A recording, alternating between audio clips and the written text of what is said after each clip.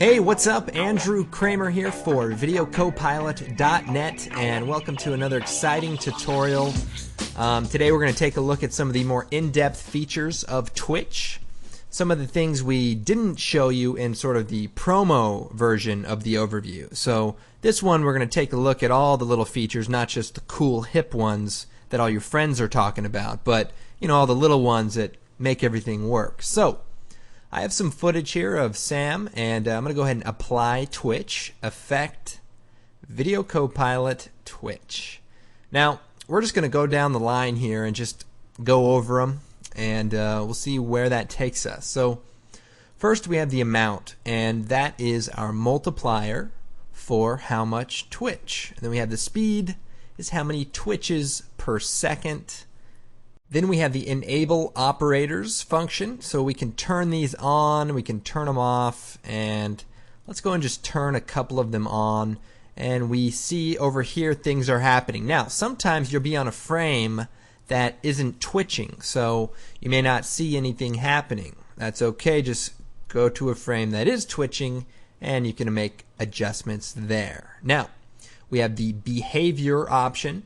Now, this is sort of an advanced kind of option that allows you to control some of the different internal parameters. So the ease in, ease out, that's going to smooth the twitch. So let me just shut a couple of them off, and here we just have the light. Now if I set the ease to 0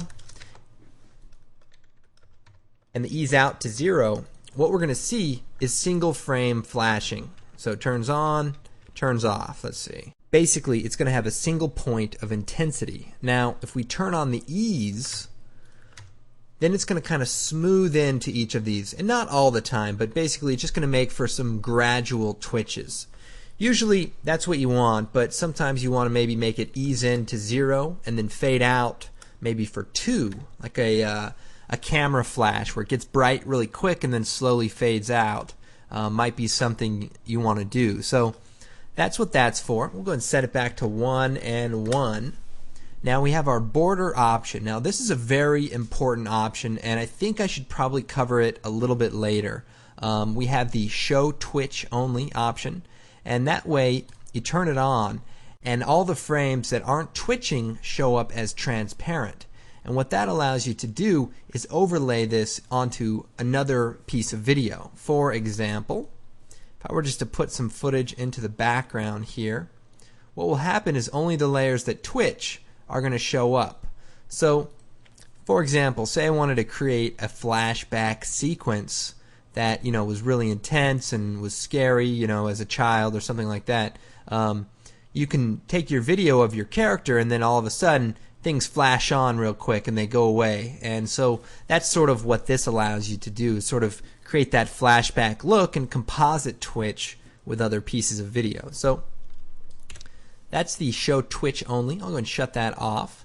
We have our random seed. So say you just want something different, just change this number and the twitching will completely change. So depending on what this number is, different things are going to happen. So default at 0.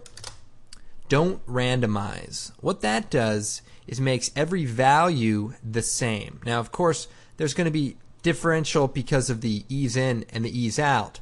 But for things that don't change, basically this allows your twitches to be the same intensity every single time. We'll just move along here. We'll start with the blur operator. I'll turn that on. And I know we went over this a little bit before, but let's just take a look at each individual operator. So we have the amount, and the amount is tied to the global amount up here. Basically, whatever this is 250% of it. So if we set this back to 100%, then we're getting 100% of what it is currently. And basically that just allows you to turn them all down or fade them all out with one single switch. So that's kind of a nice way to control it. We can also set blur twitches per second for the individual operator of the blur. So say you want your blur to be 2 times per second, you want your light to be 4 times per second. You can give each individual operator their own speed here. Now we have the tint, which allows you to colorize. We have the holdout, which is like a threshold. You can see it only affects the brighter areas. Now we also have the holdout sharpness, and what that does is allows you to make more of a distinction between the bright and the dark areas. So in this case, the more intense this is, the less feathered your threshold selection is going to be.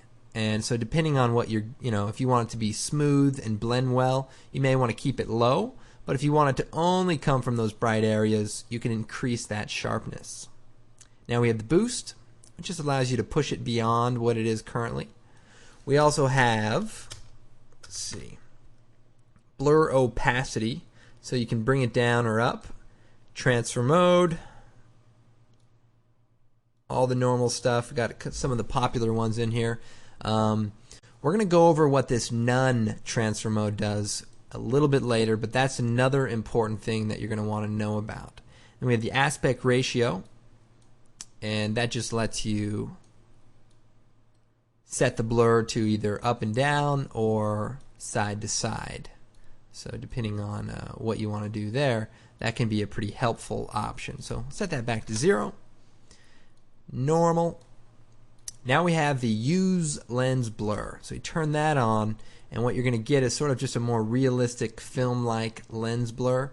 And it does take a little bit longer to render, but if you have the time, it definitely looks nice. So that is that. And then we have the unique blur seed.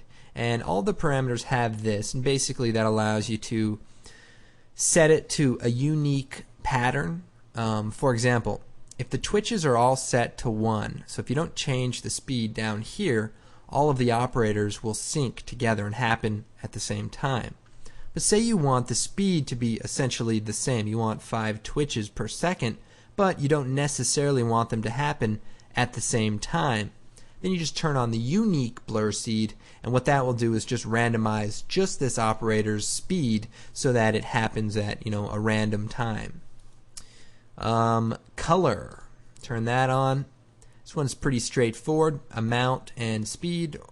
We also have the colorize and the randomness. So if you set this to like blue, turn the randomness up just a bit, you'll see you'll get a few different colors, but that are pretty close to that blue. And if you increase it a lot, then you're going to see a much wider spectrum of colors, like red and let's see, we'll turn the speed up so we can see more things happening. But that's that. Color randomness, we'll turn that back down, and then again the unique color seed to sort of separate this from the other operators if you want. Light. We have the light amount and the light behavior. So you can make the lightness go darker or brighter or both, and just kind of randomly picks those. Scale. Scale's got a few cool things in here. You have the amount. Now the motion blur is set to off by default, but you can just increase that if you want to see that motion blur as the twitches are going through. Just takes a little bit longer to render. You also have origin randomness, so if you change this, it'll kind of randomly zoom into different areas and kind of create some cool stuff there. And again, the other operators here, like changing the position, etc. Moving on, slide, one of my favorites. We have the slide amount and the twitches, so amount and speed essentially. Now, this is something that we really wanted to incorporate, but I do want to kind of explain how it works. And basically, we have the direction of the slide. Now, it is random, meaning it's going to do a bunch of different stuff. But say you have this random frame, well, you can offset it simply by changing the direction. Now, that's good because say on certain frames you just want a certain thing happening. This allows you control over that. But more than that, the slide spread. What that does is consider this spread 360 degrees. So at 1, it's going to randomly pick a direction in a 360 degree spin. Now, if you turn this down to 0.5, then it's just going to pick 180 degrees. So we're only going to see directions from here to about here on the spectrum. Now if we turn that all the way down to 0, all we're going to get is up and down slide. And then if we change the direction, you're only going to get that particular direction. So if we go 90 degrees, then we're just going to go left and right. The tendency means, the tendency to go that way or go the other way. So if you turn this up, it's only going to slide to the right. So you'll see here, it's only going to the right. So depending on what you want to do, if you wanted to do like a film gate that only breaks to the right, then you can change the tendency here. And then also if you go -1, it just goes to the opposite direction. But you could obviously just change the direction to that direction as well. So that's that. We have the RGB split, which is going to randomly split the color channels and create a really cool tearing effect. And the motion blur, turn that up and turn that down, and you can just get some different effects that way. So pretty cool stuff. Turn off the slide and we'll turn the time on. Time is just going to randomly pick frames of the video and display them, just in twitching times. And you have the amount of time to essentially go forward or go back. So like, say you only want to go forward or go back a couple of frames, well, you want to maybe lower this depending on how much you want to change the time of the video. Then we also have whether or not you want to just look forward or just look backwards.